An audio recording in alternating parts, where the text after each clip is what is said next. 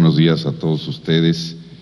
Yo quisiera iniciar, como lo han hecho otros, agradeciendo la invitación y expresando de manera particular ese agradecimiento en torno a Miguel Díaz y a su equipo de trabajo. Es un gusto estar esta mañana. Más que una conferencia magistral, yo lo que les sugería a Miguel ayer es que abriéramos un espacio de diálogos, de preguntas. Yo creo poder contribuir en alguna medida a la discusión, por un lado aportándoles algunos datos, algunos elementos de lo que ha pasado y de lo que puede pasar en el marco multilateral en torno a las ONGs, y por otro lado con algunas precisiones sobre definiciones a partir de comentarios que se formularon el día de ayer. Creo que vale la pena hacer algunos matices. Si me permiten, empezaría yo por señalarles que la participación de la sociedad civil en el marco multilateral requeriría de 2 o 3 días de discusión para poder analizar caso por caso cómo se ha dado, en qué condiciones, cuándo ha sido más abierta, más exitosa, cuándo menos, porque no hay una uniformidad. Ayer se decía que el caso de la FAO es un caso extraordinario y yo la verdad no discuto que pueda ser un caso muy exitoso, pero creo que hay muchos otros tan o más exitosos que esos, y hay otros muchos que pueden ser bastante caóticos o desastrosos. En todo caso, lo que yo voy a tratar de hacer es darles el marco general. En primer lugar, recordarles que hay un sistema de reglas de participación para las ONGs que por mandato de la propia Carta le corresponde ocuparse al Consejo Económico y Social, el ECOSOC. Ese marco jurídico, ese marco reglamentario, evidentemente es restrictivo, evidentemente es obsoleto. La última revisión que se le hizo data de 1996 en una resolución. Es el marco en el que se establecen las condiciones bajo las cuales las organizaciones no gubernamentales pueden participar. El famoso estatus consultivo del ECOSOC, las categorías, la A, la B, el roster, surgen de ese marco. Tan es obsoleto y restrictivo que se han venido desarrollando procesos paralelos mucho más incluyentes que los del ECOSOC. Hay ejemplos, y yo les señalaría 2 o 3 de los que yo tengo conocimiento, los que yo seguí, que son importantes porque hay que explorar y profundizarlos. Los primeros espacios que se abrieron de manera mucho más radical fueron los que tienen que ver con la preparación de las grandes conferencias mundiales que se tuvieron en los 90, desde la conferencia de Río en 92, la conferencia de Derechos Humanos en 93 y después todas las que siguieron sobre la mujer, población, inclusive financiamiento aquí en México en el Consenso de Monterrey. Para esos procesos de conferencias, realización de conferencias mundiales, se tomó la decisión de establecer procesos de acreditación paralelos, procesos que evidentemente buscaban darle cabida a un número mucho mayor de organizaciones que no tenían el estatus consultivo del ECOSOC, y se establecieron algunos criterios. Hay variaciones, pero digamos que el criterio general era que la organización que tuviera interés en participar en esas conferencias tenía que hacer una solicitud, y si esa solicitud no era objetada por algún Estado miembro, simplemente se le acreditaba. Este procedimiento de no objeción se ha venido convirtiendo en una especie de derecho de veto, y eso también es peligroso. Entonces ahora estamos tratando de revisarlo. En otras palabras, la apertura que se dio a través de las conferencias está tendiendo a limitarse ahora, y desde luego porque ciertamente hubo algunos abusos. Ayer se señalaba claramente que entre las organizaciones no gubernamentales hay una diversidad enorme y que evidentemente hay que tener ciertos cuidados, incluso consideraciones de seguridad han en algunos casos tenido que ser tomadas en cuenta de manera prioritaria por la capacidad de los recintos para recibir un número determinado de organizaciones o por el grado de agresión o de violencia que algunas de estas organizaciones han generado en algunos momentos. Entonces, ciertamente hay necesidad de establecer algunos parámetros, algunos filtros. La Asamblea General, por su parte, también ha abierto espacios de participación de manera más limitada o más casuística pero vale la pena señalarlo, cuando estábamos negociando la Convención sobre los derechos de las personas con discapacidad, México tomó la iniciativa de llevar una resolución a la Asamblea General. No había ningún precedente, todo el tema de ONGs se trataba en el ECOSOC y nosotros decidimos llevarlo a la Asamblea y establecer un procedimiento de acreditación muy similar al de las conferencias, pero para efectos de esta negociación de esta convención. El lema de aquella convención, de las participantes en aquella convención, seguramente algunos de ustedes lo recordarán, era nada sobre nosotros sin nosotros, y por tanto había que incluirlos. Era el lema, por cierto, también de los pueblos indígenas que venían negociando la Declaración de Naciones Unidas.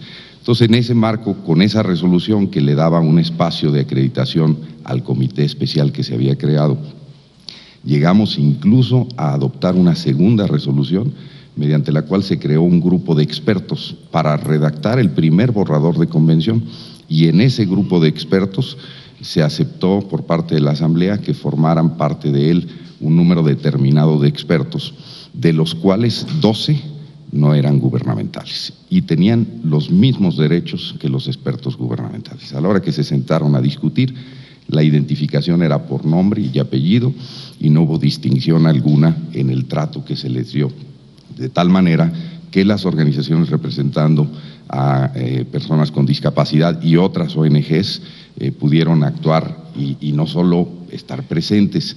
Creo que esto es muy importante, ya lo tocaré un poquito más adelante cuando entremos el tema de las definiciones que entendemos por sociedad civil, ONGs, etcétera, que también distingamos lo que es el acceso a las salas, lo que es el acceso a la información, de lo que es la participación, la incidencia en la toma de decisiones de los órganos de que se trata. Y en este caso, el ejemplo de discapacidades es muy importante por el nivel de participación.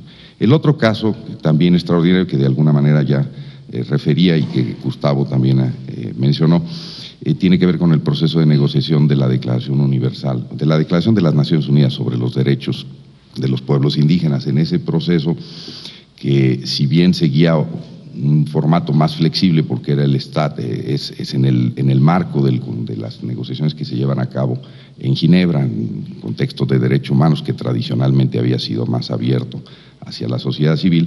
De todas maneras, lo interesante es que en la sala no solo estaban presentes representantes gubernamentales y no gubernamentales, como se mencionaba ayer en el caso de la FAO, y podían hacer uso de la palabra, sino que además podían proponer textos, criticar las propuestas de otros gobiernos, oponerse a propuestas de gobiernos. En otras palabras, eran actores de la toma de decisiones nuevamente para lo que fue la redacción final.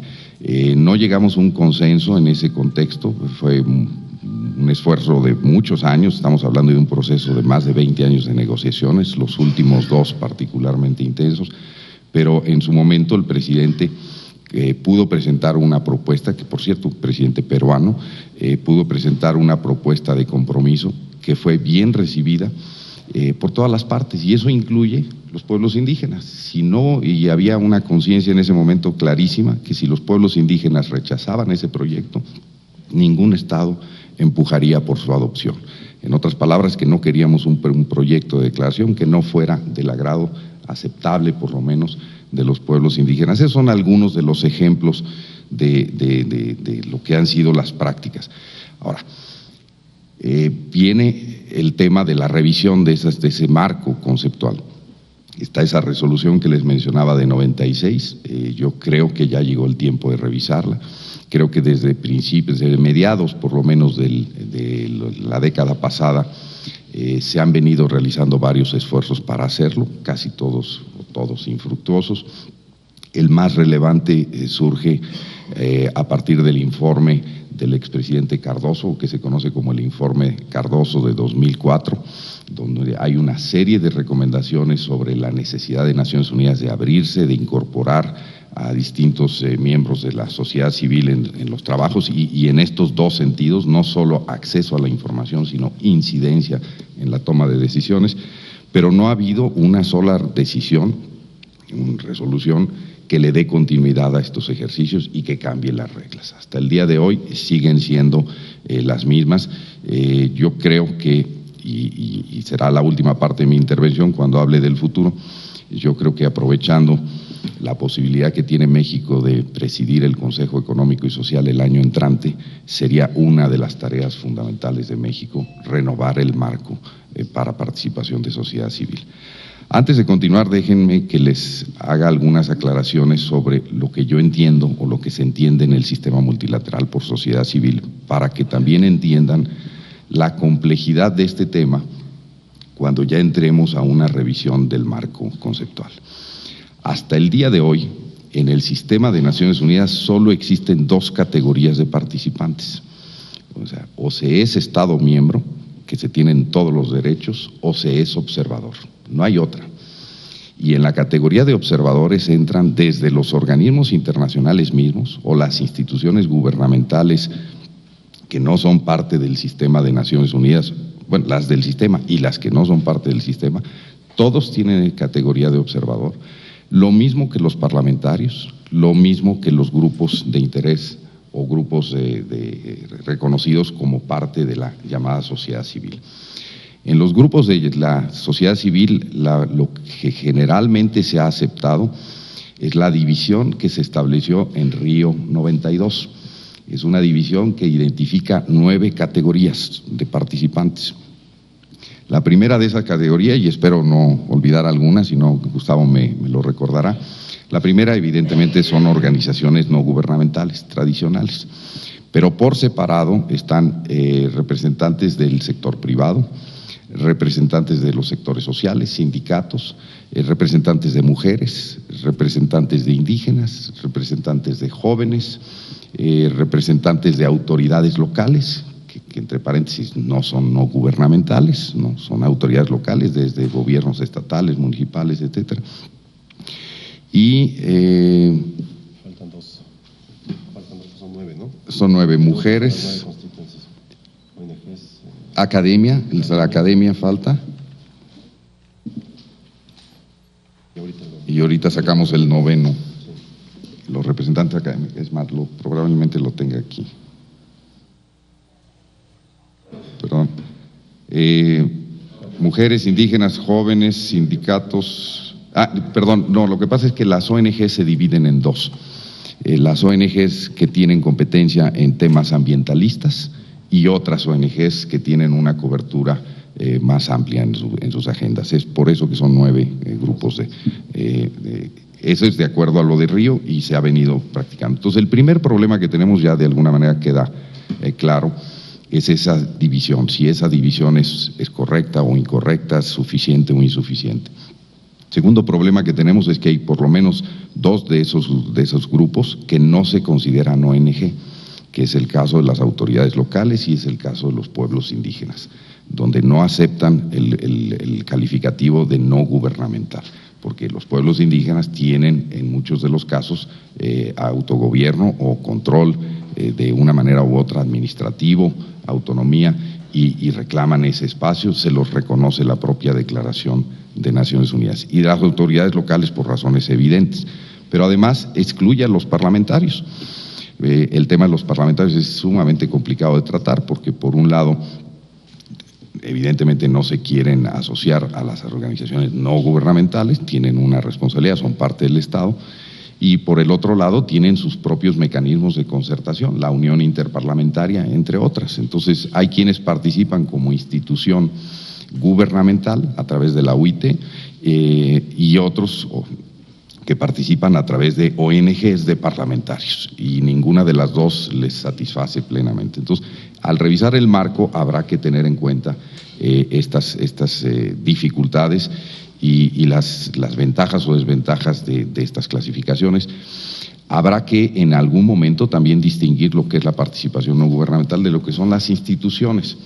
Una de las cosas muy complicadas en el marco de Naciones Unidas es que a través de esta clasificación de observadores y luego los gubernamentales y los no gubernamentales se definen una cantidad de privilegios de acceso a salas, de acceso a reuniones, de negociación informales, etcétera, y todo eso habrá que reglamentarlo. No me quiero detener, evidentemente vía la sección de preguntas podríamos regresar. a este tema, pero es para darles más o menos el panorama. Ahora, casos exitosos. Yo quisiera también detenerme en dos o tres a partir de la experiencia mexicana, ¿no? y experiencias en las que me ha tocado estar relativamente de cerca, que conozco para poder hablar con un poquito más de autoridad. Ya había mencionado los temas de discapacidad y de pueblos indígenas. Yo creo que son dos extraordinarios, pero yo lo que más quisiera destacar es que el esfuerzo que hemos venido haciendo como delegación para abrir espacios a la sociedad civil han enfrentado condiciones completamente distintas en función de la temática que estamos abordando. Nuestros aliados para empujar esta apertura ha sido evidentemente también variable. Si vamos a hablar de la oposición más fuerte que hemos encontrado a participación de organizaciones no gubernamentales, yo tendría que empezar señalando a la Unión Europea, a los canadienses, a los americanos, contrariamente a lo que se piensa, que eran estos países desarrollados los que más favorecían la participación de la sociedad civil. ¿Y por qué? Porque el tema central en el que nosotros hemos promovido esa participación es el tema migratorio, un tema prioritario para el gobierno de México, para el pueblo de México. Y en ese tema, todos los desarrollados, unos más, otros menos, evidentemente hay unos mucho más radicales, pero han hecho campañas abiertas en contra de la sociedad civil. En el caso de la preparación de los foros de migración que se realizan cada año, el gobierno canadiense llegó a proponer formalmente que los foros que no solo se separaran a las ONGs de los gobiernos durante la realización de los foros, sino que se llevaran a cabo por lo menos 3 meses antes a la reunión de los gobiernos para que no hubiera contaminación. Como gran concesión, se aceptó que las reuniones de la sociedad civil fueran un día antes de la reunión. En Vallarta, en Puerto Vallarta, no pudimos nosotros juntar las dos reuniones. Tuvimos que hacer una cosa, un invento muy mexicano de interface, le llamamos, donde las ONG nos invitaban a los gobiernos a participar, entonces los gobiernos íbamos a su reunión y a cambio de eso nosotros las invitábamos al día siguiente a que vinieran a informar sobre sus resultados y de alguna manera se dio ese intercambio. Pero ese es el nivel de oposición más fuerte que hemos enfrentado. Evidentemente, si estamos hablando de derechos humanos, pues entonces la situación es distinta. Tenemos a toda la Comisión, a la Unión Europea empujando por la participación de todos, pero también se presentan divergencias. Por ejemplo, en derechos humanos se presentan divergencias entre los países que tradicionalmente tienen una posición más reacia con respecto a las ONGs. Muchas veces se encuentra uno a China o a Pakistán o a la India incluso en un extremo, mientras Cuba puede estar en el otro. No necesariamente está con ellos, puede estar en otros, en algunos temas sustantivos, pero cuando se trata de participación de sociedad civil, no necesariamente, porque Cuba sí ha aprendido a trabajar con sociedad civil y hace su parte para contrabalancear o establecer ciertos contrapesos con organizaciones procubanas alentadas por otros gobiernos, particularmente fuera de su territorio. Entonces, hay matices en todos estos casos. El otro tema que quería subrayar yo de las experiencias, partiendo de las experiencias mexicanas, no es solo esta diversidad de alianzas, sino también el hecho de que a veces hemos ido más rápido que las propias organizaciones de la sociedad civil, de las ONGs. La experiencia en el Consejo de Derechos Humanos nos demostró que la sociedad civil no estaba todavía preparada para asumir el nivel de responsabilidades y de participación al que nosotros queríamos darle acceso. En el marco de la Comisión de Derechos Humanos se celebraba una sesión al año para ONGs. Era una sesión donde las ONGs hablaban desde la mañana hasta muy tarde en la noche y era una sesión donde generalmente había de todo tipo de ONGs presentando casos, denuncias, propuestas, todo junto en una sesión de ONGs. Era la contribución de las ONGs a los trabajos del Consejo. Durante la presidencia de México tomamos la decisión de abrir la participación de las ONGs a todas y cada una de las sesiones del Consejo. Y en todos y cada uno de los espacios de análisis o de consulta, inclusive de diálogo con la alta comisionada, con los relatores especiales, etcétera, había un espacio para la sociedad civil. había un espacio para las instituciones nacionales de derechos humanos. Esto evidentemente se logró después de algunas batallas procesales, particularmente con la delegación de China, que encabezó ahí un poco la oposición, pero se logró y hasta la fecha se mantiene. En todas las sesiones, las ONGs, por lo menos un número reducido de ellas, puede hacer uso de la palabra y hacer intercambios. Primero, la aclaración, cuando hablo de números reducidos, es en función de los tiempos. Hay diálogos, por ejemplo, con relatores que se organizan en función de una hora máximo para cada relator y tiene que haber espacio para que los países concernidos, los países interesados hablen. Entonces, evidentemente, no puede uno pensar en darle otra hora a las ONGs. Generalmente hay que darle 5 o 10 minutos de espacio de tiempo en ese contexto tan apretado de tiempo. Pero la selección de quién habla no la hace el Consejo, no la hacen los gobiernos, las hacen las propias ONGs.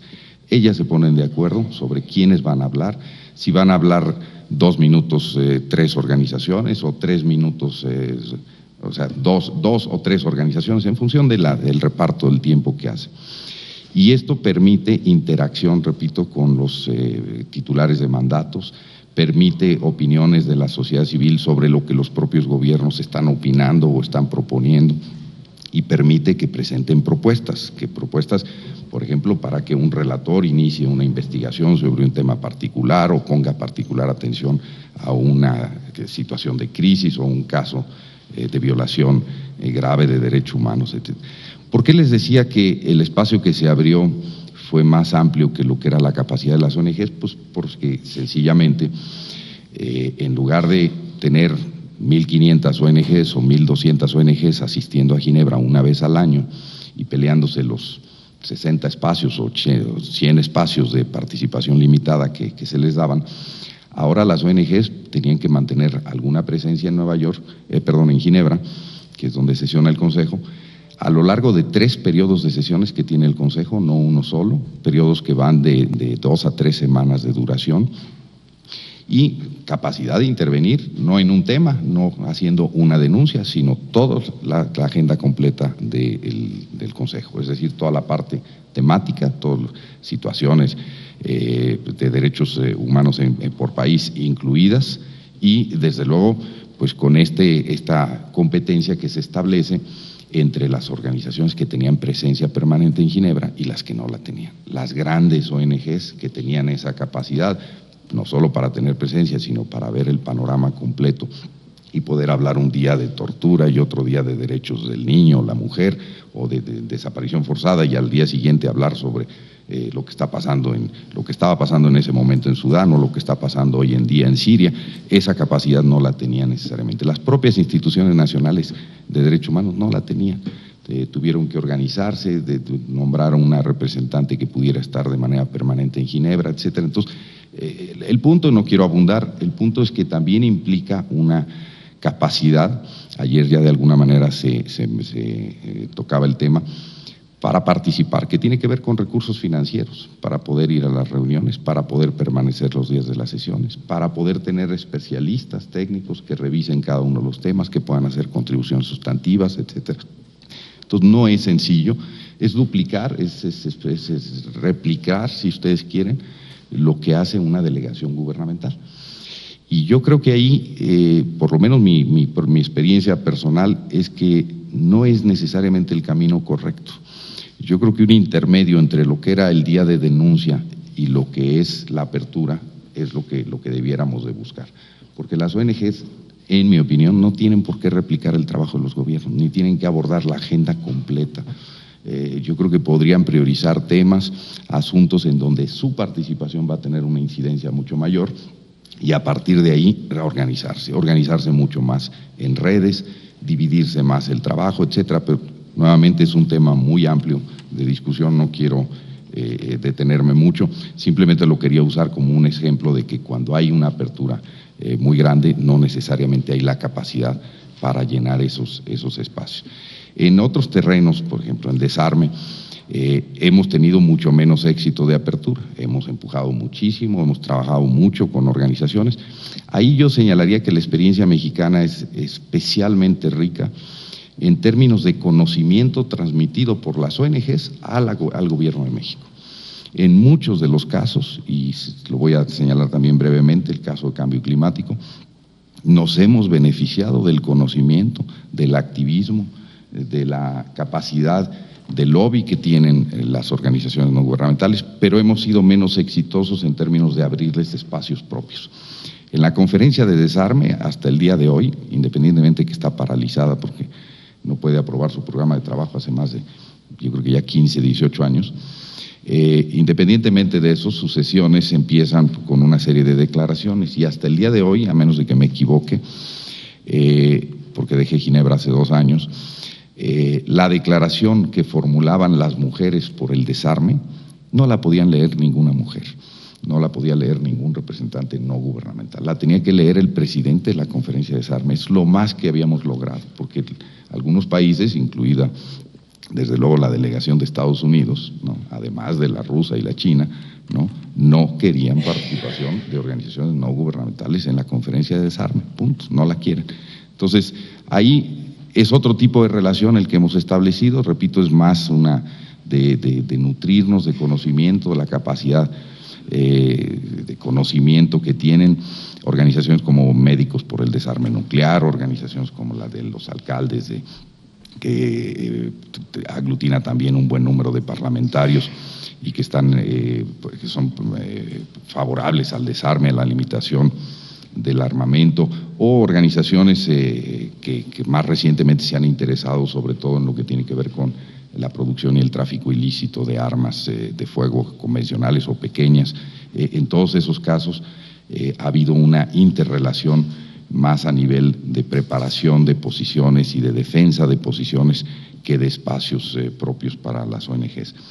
Otros temas, les mencionaba el caso de cambio climático, quizás esté en el intermedio, porque en cambio climático nos beneficiamos muchísimo del diálogo con la sociedad civil, lo mantuvimos de manera muy intensa en el proceso preparatorio de Cancún, desde luego con una participación muy destacada de la dirección de vinculación de la Cancillería, pero también con participación de otras áreas del gobierno federal, y pudimos desarrollarla tanto a nivel nacional, con reuniones periódicas aquí en la Ciudad de México, con reuniones también organizadas al interior del país, en distintas ciudades, en muchas de ellas me tocó participar directamente, Monterrey, Guadalajara, Oaxaca,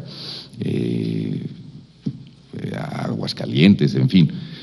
Y lo mismo hicimos a nivel internacional, buscamos en alianza con algunas de las organizaciones, Oxfam en particular y algunas otras, WWF, etcétera, estas reuniones de retroalimentación, donde nosotros les podíamos dar elementos a las organizaciones sobre lo que estaba en juego, sobre cómo organizar sus propias estrategias, cómo hacer mejor su labor de cabildeo, etcétera.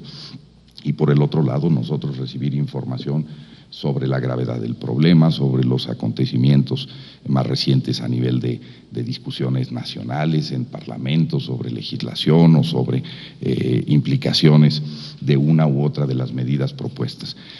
Pero también pudimos reabrir el tema de la participación de las ONGs a nivel de las discusiones de la convención.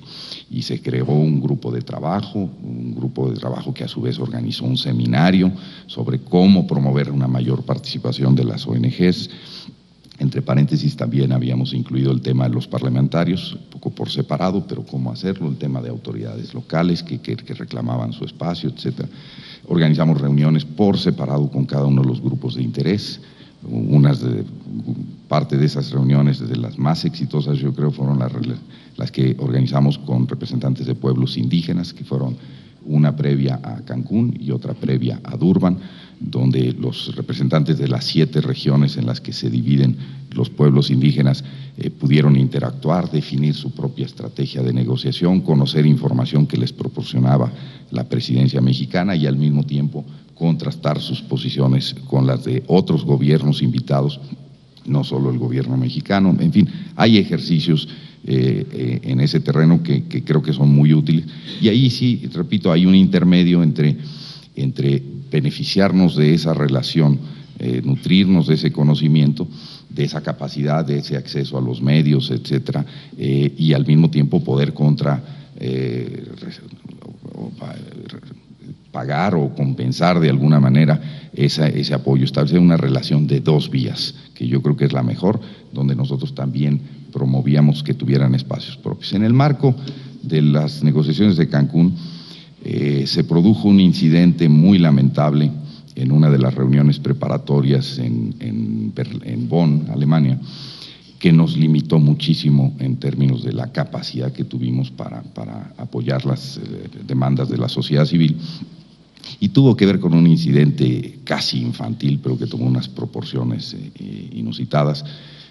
Algún par de miembros de ONGs, de manera autónoma, individual, sin lineamiento de sus autoridades, tomaron las pancartas de Arabia Saudita, y no sé si de alguien más, pero por lo menos la de Arabia Saudita, la rompieron, la tiraron en un excusado y le tomaron fotos, y al día siguiente pasaban porque Arabia Saudita había tenido una serie de posiciones muy negativas en torno a los temas que se estaban discutiendo, pero el haber agarrado la placa, el haberla puesto en un excusado y tomado las fotos, eso fue un escándalo.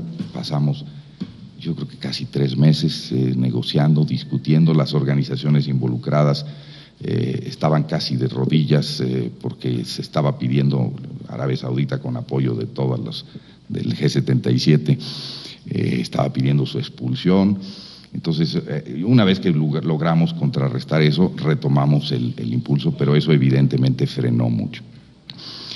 Yo lo refiero como un incidente menor. Hay muchos de mis colegas que dijeron que era una cosa gravísima, y yo creo que la tolerancia en este terreno pues, también tiene que ser mucho mayor de parte de los gobiernos. No valido una ofensa a ningún país, en este caso Arabia Saudita, y lo dijimos. De hecho, yo era vicepresidente de la conferencia en ese momento y lo dije claramente, no podía yo validar ese acto. Había que sancionar, pero había que sancionar a los responsables, no a las organizaciones.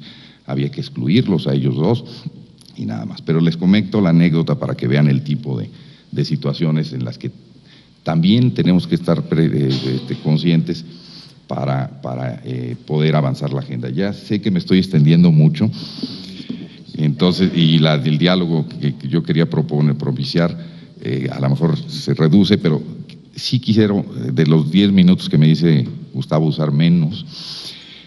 Un poco nada más para insistir en el futuro y algunas de las definiciones, algunas de las cosas que se dijeron ayer, que a mí me parece que vale la pena matizar. Yo empezaría, la primera no es solo reconocer la diversidad de las ONGs, de que hay de todo tipo, hay con mayor capacidad de organización, mayores recursos, ricas, hay de norte, hay de sur, etc. Creo que eso hay que reforzarlo, y reforzarlo en términos positivos, porque la diversidad y la riqueza de las ONGs en sí misma es una riqueza. Les doy nada más el ejemplo de la Conferencia Mundial de Derechos Humanos, donde se había acordado que los gobiernos se reunían en un piso y las ONGs en el piso de abajo. Y en el piso de abajo se armó un desorden. Evidentemente era el piso de las ONGs, 1.500, 1.600 ONGs. En el piso de arriba no pasaba nada. En el piso de arriba había estancamiento en las negociaciones durante casi las primeras 2 semanas completas, 1 semana y media. Afortunadamente, un delegado brasileño de aquel entonces logró destrabar a través de un proceso informal de consultas la negociación gubernamental, pero el tema que les quería tratar, embajador Bedoya, por cierto, el tema que les quería tratar es el del pleito abajo. El pleito abajo inició porque muchas organizaciones protestaron por la presencia entre las ONGs como ONG del expresidente Carter, y querían que saliera, y decían que el presidente Carter, al ser expresidente, no tenía por qué estar en la sección de las ONGs y representar a ninguna organización no gubernamental. Y alguna de las ONGs inmediatamente levantó la mano y dijo que ellos no compartían la opinión de que Carter debiera salir, pero que si se acordaba que saliera Carter, por alguna razón, porque no tenía luz, pues que ellos pedían que también saliera Sendero Luminoso, porque también estaba presente ahí en esa sala y estaba actuando. Ese es el nivel, ese es el marco político en el que estábamos operando, es una realidad. Organizaciones de guerrilleros o de terroristas, según el momento político del que queramos hablar, porque algunos terroristas chilenos ahora son evidentemente personas, funcionarios altísimamente respetados, ¿no? Pero no lo eran necesariamente en esas épocas. Otros iraquíes o afganos también eran luchadores de la libertad en aquel momento, ahora son terroristas, pero en fin, sin entrar en ese detalle, creo que eso hay que matizarlo. Ese es un problema real de definiciones. El otro tema que quería abordar, y lo hago también más o menos rápido, es el tema de la política exterior y si la política exterior es reflejo de la política interna o se basa en la política interna o surge de la política interna. Yo quiero dar mi opinión. Yo no discutiría que la política exterior tiene que reflejar la política interna en alguna medida, pero sí discutiría amplísimamente que la política exterior se fundamenta o se basa en la política interna, de que la mejor política exterior es la que surge de la política interna, porque eso implica la política, yo diría, del avestruz, de que las cosas que pasan en mi país son las únicas que importan y que pues esa visión no cosmopolita, sino yo diría pueblerina, localista, es la que priva. Y entonces, no nos beneficiamos de la influencia del exterior para propiciar los cambios, para propiciar el crecimiento económico, para propiciar la apertura en términos de actualización de legislación en materia de derechos humanos o de Estado de Derecho, etcétera. Perdemos toda esa capacidad de beneficiarnos y todavía más grave, no asumimos nuestra corresponsabilidad para la solución de los temas globales. La solución de los temas globales no puede partir de políticas nacionales. Si queremos combatir el cambio climático, ¿no?, lo primero que tenemos que ver es que no es el interés inmediato de México, es el interés global, porque lo que haga México o no haga México es absolutamente irrelevante si no lo hacemos en coordinación con otros, porque nosotros, siendo uno de los emisores importantes, pues representamos si acaso el 2% de las emisiones globales, y eso que somos uno de los más grandes, estamos entre los 15, 20 más grandes emisores, sigue siendo irrelevante lo que podamos hacer para solucionar el problema. Si no entendemos que la solución es colectiva, global, ¿no?, estamos perdidos. Y si entendemos que es colectiva, global, pues tenemos que asumir nuestra parte de responsabilidad. Hay un principio en la Convención que todos los países en desarrollo repiten, pero que con todo respeto repiten mal, ¿no?, que es el de las responsabilidades comunes pero diferenciadas, ¿no?, y diferentes capacidades. Todos lo repiten, es un principio impecable, porque si hay responsabilidades comunes pero diferenciadas entre todos los países, no es lo mismo México que emite 2% que Guatemala que emite 0.2%, ni es lo mismo la capacidad de la economía mexicana con la capacidad de Guatemala, ¿no? Pero esto que les estoy diciendo no es el discurso de los países en desarrollo. El discurso no es entre México y Guatemala, el discurso es entre Estados Unidos y México, entre desarrollados y en desarrollo, y eso hay que cambiarlo. Hay que entender que las responsabilidades comunes o diferenciadas se aplican por igual entre países desarrollados y entre países en desarrollo y economías medias o en transición, etcétera. Pero ya me estoy metiendo más al tema de cambio climático. Lo que quería era subrayar la corresponsabilidad en la solución de problemas globales. Estamos hablando de la lucha contra el cambio climático, igual se aplica para la lucha contra el terrorismo, igual se aplica para el desarme. Y hay veces en que los países tienen que sacrificar parte de su interés nacional en beneficio del interés colectivo. Y esa es la parte más creativa del multilateralismo. El peor multilateralista es el que cree que puede ir a un organismo a defender a su país, ¿no? El mejor multilateralista es el que va a un organismo internacional a construir un marco, un entorno exterior favorable a su país y por definición favorable a todos los demás, porque no puede construir con el acuerdo de otros 193 algo que solo lo beneficia a él, tiene que ser algo que nos beneficie a todos. Entonces, en ese sentido, yo desvincularía muchísimo la política interna de la política exterior, no le daría el peso que se le dio ayer. Creo que además, si hablamos, y ya con ese tema cierro, en el terreno de derechos humanos, la experiencia mexicana es única. En México se ha logrado, vía la promoción de una serie de iniciativas en materia de derechos humanos a nivel internacional, que se produzcan los cambios internos, no al revés. El tema de discapacidad es quizá el mejor. La legislación mexicana era una legislación absolutamente obsoleta, paternalista, asistencialista. No teníamos ninguna autoridad para salir al mundo a promover una convención internacional sobre los derechos de las personas con discapacidad en función de nuestra propia legislación. No la teníamos en función de leyes reglamentarias ni de prácticas. La primera reunión que organizamos en Cancillería para preparar esa convención, no pudimos ni siquiera realizarla en las instalaciones de la Cancillería porque no eran accesibles, porque no podía entrar la gente con silla de ruedas, ¿no? Entonces, no era la autoridad de México en la materia la que promovió o la que nos impulsó a llevar esa iniciativa, pero sí es la convención, sí es el reconocimiento internacional a esa iniciativa mexicana la que impulsó los cambios en la legislación nacional y que el Senado y el Congreso recientemente no solo ratificaron, sino además reconocieron ampliamente como una contribución. Entonces, la política exterior es en gran medida palanca, motor para el cambio interno, y con eso cerraría.